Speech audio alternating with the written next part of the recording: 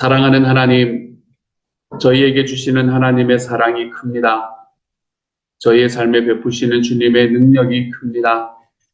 하나님의 은혜가 하나님이여 주님의 말씀을 소망하고 주님의 말씀을 소원하며 하나님 그 말씀 아래로 한 걸음씩 다가오는 우리 모든 식구들 한 사람 한 사람에게 함께 할 수 있도록 도와주옵소서. 말씀 안에서 살아간다는 것이 내 삶을 얽매는 속박이 되는 것이 아니라 말씀을 통해서 살아간다는 것이 나의 삶을 자유롭게 만드는 능력이 될 수 있도록 도와주시고, 하나님이여 말씀이 아니면 결국 내 생각인데 내 생각대로 살아가는 삶이 나에게 얼마나 큰 속박이 되는지를 깨닫고 걸어가는 하나님의 사람 되도록 주여 도와주옵소서. 요셉의 이야기를 통해서 하나님 우리의 삶에 주시는 하나님의 마음을 느낄 수 있는 시간 되게 하시기를 소망하며 모든 말씀을 우리 주님 예수님 이름으로 기도드립니다. 아멘. 하나님께서 오늘 우리에게 주시는 말씀 함께 읽읍시다. 창세기 47장 13절부터 22절까지의 말씀입니다. 창세기 47장 13절부터 22절까지의 말씀 우리 같은 목소리로 읽어보도록 하지요. 함께 읽습니다. 시작. 기근이 더욱 심하여 사방에 먹을 것이 없고 애굽 땅과 가나안 땅이 기근으로 황폐하니 요셉이 곡식을 팔아 애굽 땅과 가나안 땅에 있는 돈을 모두 거두어 들이고 그 돈을 바로의 궁으로 가져가니 애굽 땅과 가나안 땅에 돈이 떨어진지라 애굽 백성이 다 요셉에게 와서 이르되 돈이 떨어졌사오니 우리에게 먹을 거리를 주소서. 어찌 주 앞에서 죽으리이까? 요셉이 이르되 너희의 가축을 내라. 돈이 떨어졌은즉 내가 너희의 가축과 바꾸어 주리라. 그들이 그들의 가축을 요셉에게 끌어오는지라 요셉이 그 말과 양떼와 소떼와 나귀를 받고 그들에게 먹을 것을 주되 곧 그 모든 가축과 바꾸어서 그해 동안에 먹을 것을 그들에게 주니라. 그 해가 다 가고 새 해가 되매 무리가 요셉에게 와서 그에게 말하되 우리가 주께 숨기지 아니하나이다. 우리의 돈이 다하였고 우리의 가축대가 주께로 돌아갔사오니 주께 낼 것이 아무것도 남지 아니하고 우리의 몸과 토지뿐이라. 우리가 어찌 우리의 토지와 함께 주의 목전에 죽으리이까? 우리 몸과 우리 토지를 먹을 것을 주고 사소서.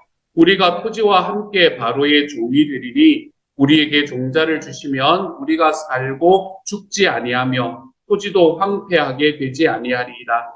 그러므로 요셉이 애굽의 모든 토지를 다 사서 바로에게 바치니 애굽의 모든 사람들이 기근에 시달려 각기 토지를 팔았음이라.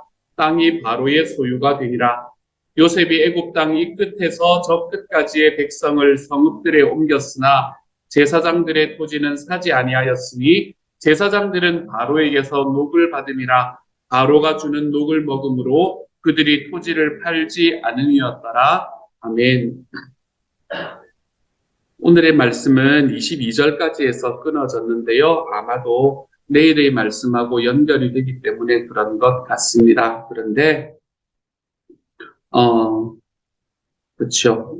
사실은 이 말씀은 나머지 뒷부분의 부분하고 떨어질래야 떨어질 수 없는 부분이 될 겁니다. 23절부터 시작을 해서 26절까지의 말씀과 떨어질래야 떨어질 수가 없는 말씀입니다. 그래서 우리가 내일 이 말씀으로 또 다시 한번 여러분과 함께 이야기를 하게 될 것 같습니다. 제가 처음에 요셉의 이야기를 시작을 할 때 기억을 못 하셔야 되는데 이런 거 기억을 다 하시면 제가 힘들어지거든요. 제가 처음에 요셉의 이야기를 할 때에 제가 여러분에게 요셉의 인생에서 가장 중요한 일, 요셉의 인생에서 가장 잘한 일은 두 가지입니다. 라고 말씀을 드렸었습니다. 기억을 못 하셔야 되는데. 그리고 그 중에 지금까지 우리는 한 가지를 계속해서 이야기를 해왔어요. 요셉의 인생 속에서 가장 잘했던 두 가지 중에서 한 가지. 그 요셉의 인생에서 가장 그거했던 것은 무언가 하면 용서하는 마음이 있었다라는 게 첫 번째라고 여러분과 함께 이야기를 했습니다. 하나님과 함께 동행하는 과정 속에서 요셉은 끝까지 자기와 함께 자기에게 어떤 일을 행했던 사람을 용서하는 마음으로 살아갔다라는 게 요셉이 가지고 있었던 첫 번째 그 인생의 가장 중요한 특징 중에 하나라고 말씀드렸습니다. 그리고 오늘의 말씀과 내일의 말씀에서 요셉이 행했던 두 가지의 그 두 번째의 큰 일, 요셉의 인생에서 가장 중요한 일이 오늘과 내일의 말씀에서 나타나게 됩니다. 사실 우리는 요셉이라는 사람을 바라보면서 너무나 많이 어떻게 이야기를 들어왔었나 하면 하나님 앞에 꿈을 가지고 온 힘을 다해서 노력하면 우리가 못될 것이 없으리라, 이런 것의 전형으로 우리가 받아들였을 때가 참 많이 있습니다. 요셉이라는 분을 그렇게 보아도 큰 무리는 없습니다. 여러분, 자기 인생의 꿈을 가지고 그 꿈을 절대로 변하지 않기 위해서 힘써서 노력하다 보면 하나님께서 너를 도와주셔서 모든 것에 형통하게 하실 것이다. 이집트의 총리 대신의 지위까지 너를 올려주실 것이다. 라는 이러한 복음의 말씀으로 나아가도 괜찮습니다. 우리가 이런 것을 뭐라고 이야기하냐면 번영의 복음이다 라고 이야기를 합니다. 소위 말하는 번영의 복음. 하나님께서 너희와 함께 계시면 우리에게는 능치 못할 일이 없을 것이다. 뭐 이런 것들이 우리에게 진짜 우리의 삶에 능치 못할 일이 없어질 것만 같은 그런 느낌을 주는 그런 번영의 복음. 하나님께서 우리를 더 번영하게 만들어주시는 것이 하나님의 축복이다라고 이야기하는 그런 복음. 우리가 요셉을 그렇게 바라보는 것이 우리 한국교회가 바라보았던 요셉의 이야기의 거의 대부분의 이야기였습니다.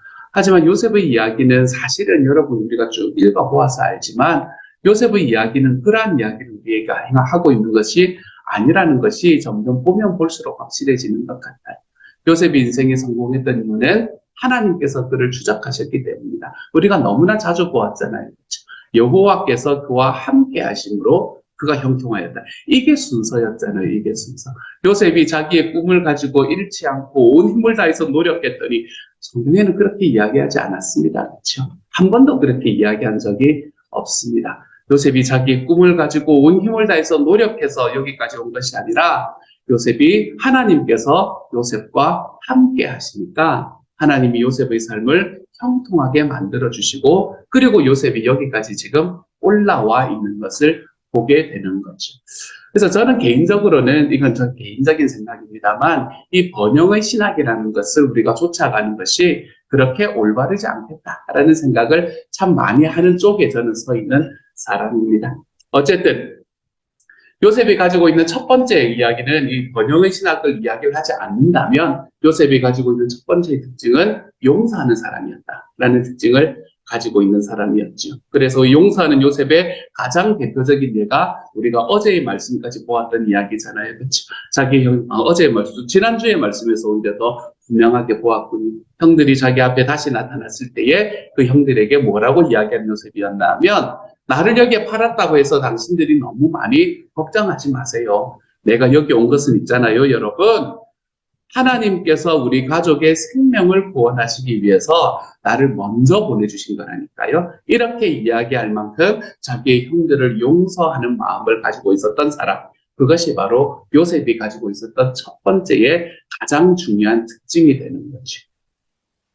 저는 저와 여러분도 이런 용서의 사람으로 좀 자라갔으면 좋겠습니다. 우리가 용서의 사람으로 자라간다라는 것은 그리스도인이 되었다라는 것에 굉장히 중요한 예표가 되는 것 같아요. 내가 예수를 믿었는데 절대로 용서하지 못. 야, 이게 좀 이상하지 않습니까, 여러분? 예수님께서는 나의 죄를 용서해 주셨다는 건 내가 믿겠는데 나는 안 된다. 이렇게 이야기하는 거 좀 이상하지 않습니까? 예수님을 믿은 사람이 가지는 첫 번째의 특징은 저는 용서의 사람이 되는 것이다 라는 것이 우리가 요셉의 이야기를 바라보면서 우리가 볼 수 있는 이 첫 번째 특징이라고 이야기할 수 있겠네요. 근데 요셉은 있잖아요. 또 하나의 특징을 더 가지고 있습니다. 요셉의 인생에서 했던 제일 중요했던 일 중에 또 하나는 뭔가 하면 바로 오늘의 말씀과 내일의 말씀에서 나타나는 이 이집트의 토지개혁을 감행했다라는 바로 그 사실입니다. 요셉이 이집트의 토지개혁을 감행했다라는 이 사실 때문에 요셉은 정치적으로나 그거적으로 정치적 일을 맞겠죠. 사회적으로 좌측에 있는 사람에게도 욕을 듣고요. 우측에 있는 사람에게도 욕을 듣습니다. 참 요셉은 불쌍한 사람이에요. 어떻게 보면 이 정치적으로 좌측에 있는 사람에게는 어떤 욕을 듣나면 아니 어떻게 하나님의 그거를 하면 그 꿈을 품고 내 온 힘을 내서 나아가면 그가 한다는 인생이 성공한다는 이런 번영의 신학을 이야기할 수 있느냐. 우측에 계시는 분들은 또 뭐라고 이야기를 하시냐면, 아니, 어떻게 사람들의 토지를 다 빼앗아가지고 국유화를 만들어내는 게 공산주의 아니냐 이러면서 또 이쪽에서 욕을 듣습니다. 요셉은 참 불쌍한 사람이에요. 성경에서 보면 좌측에서도 우측에서도 이렇게 비난을 받는 사람이 바로 요셉이다라고 이야기해도 큰 무리가 없을 것 같아요. 근데 요셉이라는 사람이 오늘의 말씀을 가만히 보면 어떤 개혁을 했는가라는 것을 우리가 오늘의 말씀에서는 볼 수 있게 되는데요. 먼저 첫 번째로는 그 땅에 기근이 심하니까 먼저 이제 사람들이 먹거리를 가지러 갔을 때 너희가 먼저 돈을 내라 라고 이야기합니다. 그렇죠? 첫 번째 돈을 내라. 그리고 돈을 받고 이제 그걸 재산을 양식을 사서 가게 만들죠. 그 다음에 돈이 다 떨어졌습니다 라고 이야기하니까 가축을 내라. 그래서 가축을 받고 그거를 하도록 만듭니다. 이 양식을 사도록 만들었죠. 그 다음에는 가축이 다 떨어지고 나니까 백성들이 뭐라고 이야기하냐면, 아니, 우리 농사도 못 짓는 땅, 지금 한 4년째, 5년째 정도 기근이 든 상황이잖아요. 그렇죠? 이 농사도 못 지어서 결국에는 우리에게 양식도 내지 못할 땅, 이거 우리가 갖고 있을 필요가 없습니다. 그러니까 이거 받고 우리에게 양식을 주세요. 우리도 여기에 소작농으로 근무를 하겠습니다. 라고 이야기를 하는 거예요. 그러니까 여기서 우리를 바로의 종으로 삼아주세요라는 게 진짜 노예로 삼아가지고 막 다른 일을 하고 이런 것이 아니라 우리를 소작농으로 삼아주세요. 이걸 이야기를 하는 겁니다. 우리가 가지고 있는 이 밭에서, 농가 밭에서 우리가 곡식을 심어서 우리가 우리 것을 먹을 수 있도록 만드는 것이 아니라 바로가 이것들을 가져가고, 그리고 우리가 바로에게 바치게 되면 우리에게 얼마 부분에 대해서는 우리가 가질 수 있도록 해주세요 라고 이야기하는 그 이야기로 요셉에게 나오죠. 그랬더니 요셉이 그렇게 하자라고 이야기하며 20절의 말씀에서 요셉이 애굽의 모든 토지를 다 사서 바로에게 바치니 라고 이야기를 하는 곳까지 나아갑니다. 이런 이야기들 때문에 요셉은 굉장히 자주 공산주의자다라는 이런 그거의 오해에 오늘 계속해서 한국말이 잘 생각이 안 나네요. 오해에 시달리는 그런 사람이 되어가고 있는 것 같습니다. 그리고 특별히 21절의 말씀에서 요셉이 애굽 땅 이 끝에서 저 끝까지의 백성을 성읍들에 옮겼으나, 이 이야기를 통해서 이 요셉이라는 사람은 너무나 제국주의자가 아니냐, 너무나 공산주의자가 아니냐라고 이야기하는 그런 쪽에서 이 비난을 받고 있는 사람이 요셉이기도 합니다. 근데 가만히 바라보면 우리가 이 말씀이 좀 이상한 부분이 있다라는 것을 우리가 볼 수 있게 돼요. 이상한 부분이 뭔가 하면, 이렇게 바로의 그 종이 되고 나라에다 자기 토지를 빼앗긴 사람이 그 나라에 바치는 소작료가 얼마냐라는 것을 우리가 보면, 이게 우리가 생각하는 거하고 좀 다를 수 있겠다라는 생각을 할 수 있게 돼요. 이 사람들이 그 나라에 자기의 토지를 다 팔고 나라의 토지를 귀속시키고 자기가 그 바로의 소작농으로 살아가면서 그들이 내었던 소작료가 얼마라고 이야기했냐면, 너희 소출의 5분의 1을 바쳐라 라고 이야기합니다. 소출의 20%를 바치라는 것. 그래서 우리가 이 토지개혁을 보통 28 토지개혁이라고 이야기를 하기도 합니다. 28이라는 게 둘을 나라의 바로에게 바치고 나중에 8을 자기가 가지게 하는 그런 토지개혁이라고 해서 28 토지개혁이다라고도 이야기를 합니다. 그런데 우리가 이 역사적인 상황을 잘 모르기 때문에 20%를 나라에 준다라고 이야기하는 게 어느 정도로 가혹한 건지 우리가 잘 모를 때가 많잖아요. 그렇죠? 근데 여러분, 우리나라에 왜 이제 나라가 독립이 되고 난 다음에 이 농민들의 그게 한번 일어났었던 때가 있었잖아요. 1947년인가요? 48년에 그게 굉장히 많아졌어요. 이 쌀값 폭동이 일어났었을 때에 농민들은 자기가 농사를 짓고도 쌀값이 너무나 올라서 매점매삭하는 사람들 때문에 쌀을 사서 먹을 수가 없으니까 이 농민들이 한번 크게 들고 일어납니다. 그렇게 크게 들고 일어나서 이제 그때 우리나라의 정부하고 농민들하고 직접 한번 대화를 하면서 그 가이드라인을 정하는 그런 때가 있었습니다. 그때 사실은 농민들이 가장 힘이 셀 때였거든요. 그때 농민들이 가장 힘이 셀 때 그 나라에 대해서 자기들이 주장했던 그 방향, 우리가 여기까지는 해주셔야 됩니다 라고 이야기를 했던 게 뭔가 하면 3.7제였습니다. 3.7제.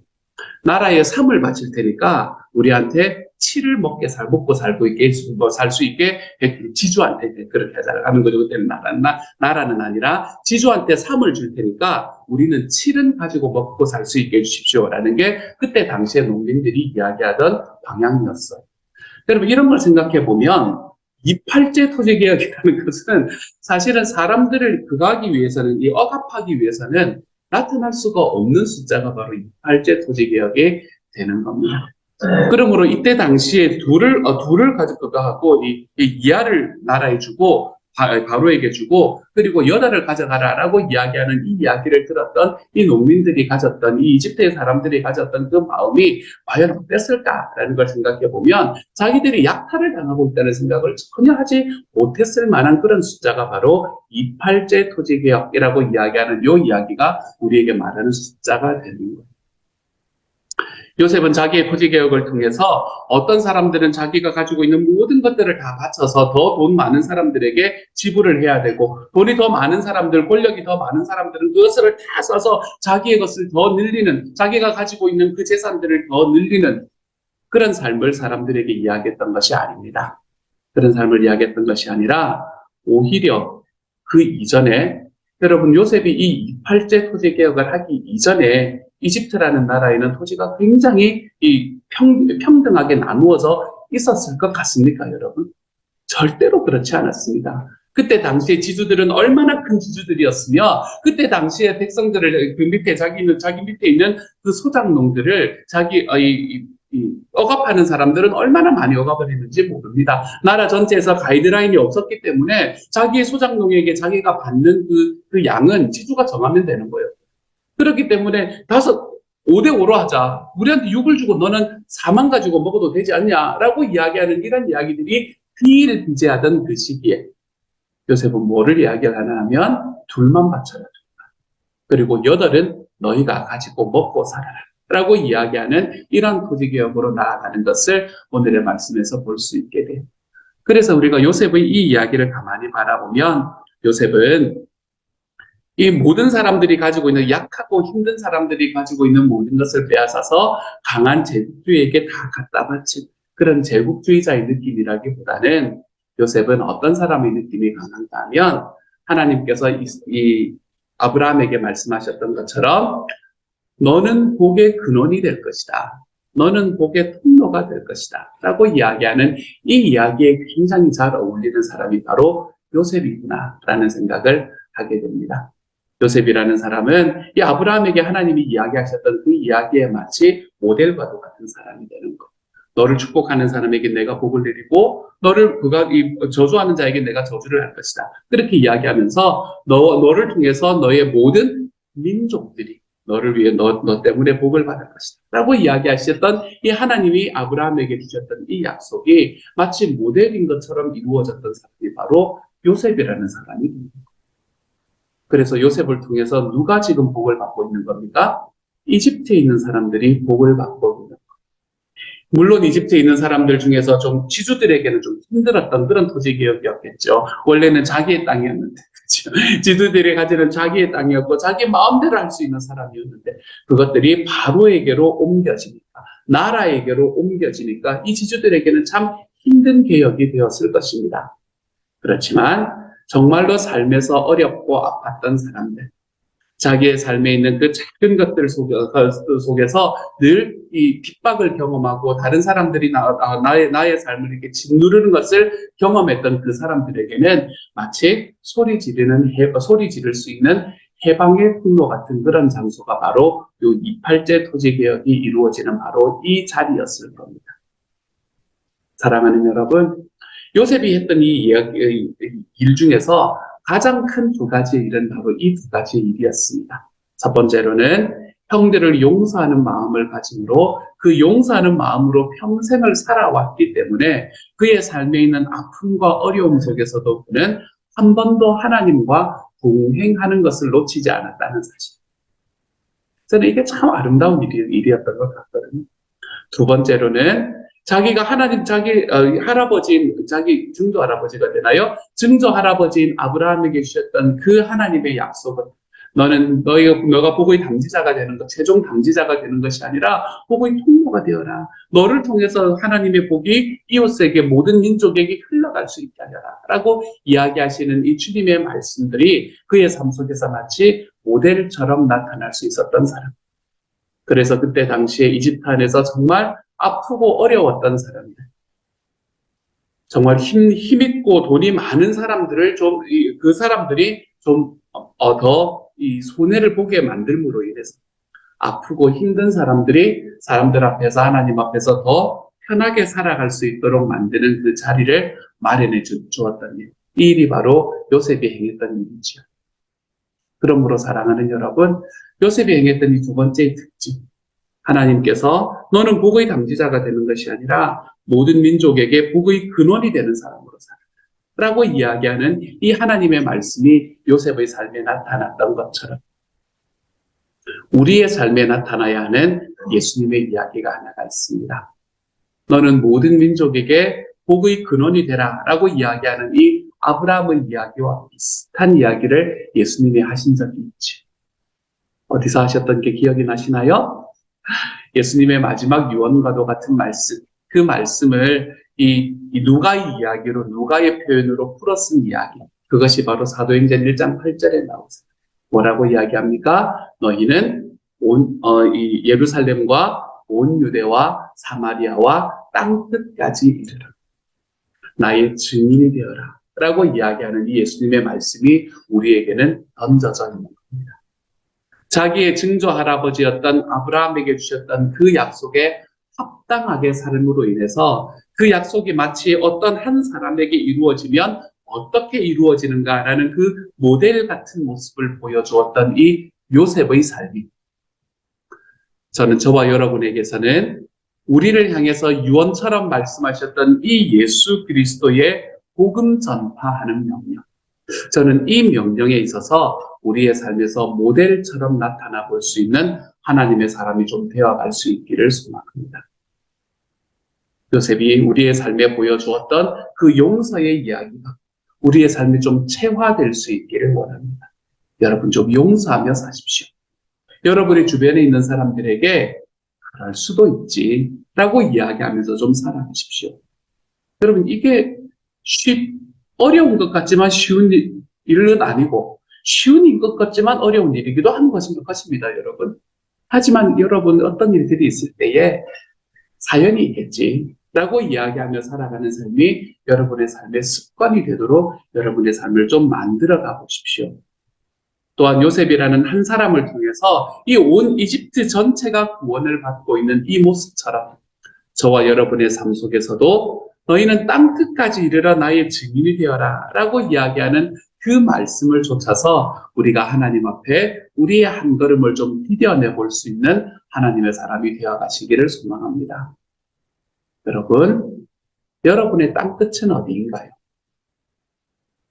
여러분 우리가 르완다를 가야 되는 게 아닙니다. 르완다께 죄송하지만 근데 저는 항상 가장 힘든 곳은 아프리카를 살면서 그렇고 우리가 막 르완다 막 하고 그곳에 가서 이런 선교사가 되어야 한다 이런 이야기를 하는 게 아닙니다. 여러분. 우리의 삶에서의 땅 끝은 나와 함께 내 주변에 거하는 바로 그 사람의 마음이 우리의 땅 끝이 될 수도 있음을 명심하시기를 소망합니다. 예전에 어떤 목사님이 이야기를 하셨는데 저한테는 별로 크게 다가오지 않는 이야기였어요. 하지만 여러분에게 혹시 누군가에게 다가오는 분이 있다면 또 그것도 주님의 은혜다라는 생각을 아직도 저는 잘 다가오지는 않습니다만 왜 내 옆에 있는 사람이 딴뜻일까? 왜 그럴 것 같아요? 내 오른쪽에 서 있는 사람 나하고 진짜 가장 가까운 사람이 왜 딴뜻이 될 수 있을까?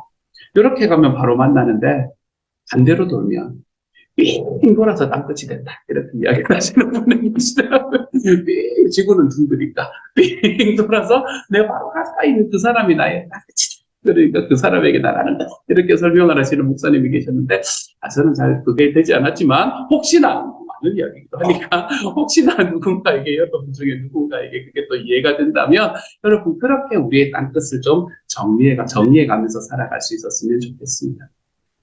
이번 주에는 추수감사주일로 우리가 예배를 드립니다. 추수감사주일에 우리 목장의 VIP들을 위해서 선물을 준비하는 게 얼마나 행복한 일인지 모릅니다. 목장의 VIP 가정 숫자를 좀 이야기를 해주세요 라고 이야기를 드렸더니 숫자가 쭉쭉 올라오는데 마음이 참 많이 따뜻해졌습니다. 하나님께서 우리에게 내 주변에 예수님을 믿지 않는 사람들을 이렇게나 허락해 주셨구나. 하나님께서 그러한 사람들을 향해서 우리가 걸어갈 수 있는 우리의 땅끝들을 이렇게 허락해 주셨구나 라는 그 마음 때문에 제가 마음이 얼마나 행복해졌는지 모릅니다. 돈이 좀 더 나가면 되는 건데요. 그렇죠. 뭐가 문제겠습니까? 하나님께서 우리의 삶 속에서 이렇게 내 삶에서 이루기를 바라시는 바로 주님의 말씀. 너희는 예루살렘과 온 유대와 사마리아와 거기는 이미 지났어요. 그렇죠? 우리하고는 별 상관이 없는 이야기예요. 지금 우리하고는 땅 끝까지 이르러 나의 증인이 되라 라고 이야기하시는 이 예수님의 말씀이 저와 여러분의 삶에 마치 모델인 것처럼 이루어져 볼 수 있는 하나님의 사람이 되어 가시기를 소망합니다. 우리 요셉의 이야기 중에서 이 두 가지를 좀 여러분 확인하며 걸어가십시다. 요셉의 용서를 여러분의 삶에서 좀 경험하면서 걸어가시기를 소망하고 또한 요셉이 이루었던 이 주님의 말씀의 모델과도 같은 삶. 저는 이 삶이 저와 여러분의 삶에서도 좀 이루어져 볼 수 있는 하나님의 사람이 되기를 소망합니다. 그래서 누군가가 여러분 예수님을 믿으면 우리가 어떤 일을 해야 됩니까? 라고 이야기하면 주저하지 마시고 숨 한 번 쉬지 마시고 영혼 구원하고 제자 연습하면 됩니다. 이렇게 이야기하며 걸어가 볼 수 있는 하나님의 사람. 저는 저와 여러분이 그러한 사명의 길로 한 걸음 걸어가는 게 훨씬 더 즐거워질 수 있는 하나님의 사람으로 자라갈 수 있는 오늘 하루가 되어 가시기를 우리 주님 이름으로 축복합니다. 함께 한번 기도하도록 하죠.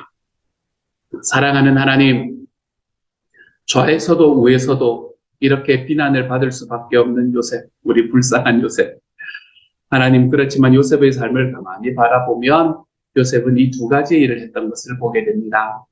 사람을 용서하는 모습을 우리에게 보여주었고 또한 하나님의 말씀이 자기의 삶에서 모델처럼 나타나는 모습을 보여주었습니다. 주님께서 저희에게 은혜 더하시고 힘 더하셔서 우리도 용서하며 살게 하여 주십시오.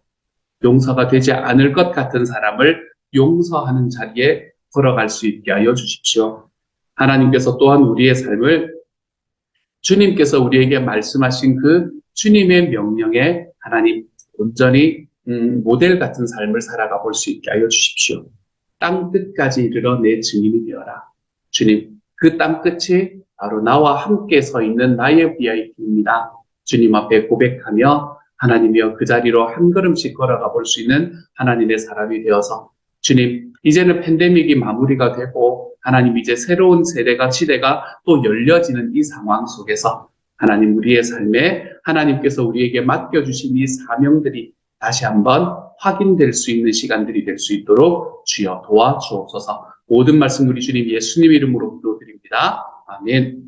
하늘에 계신 우리 아버지여 이름이 거룩히 여김을 받으시오며 나라 임하옵시며 뜻이 하늘에서 이룬 것 같이 땅에서도 이루어지이다.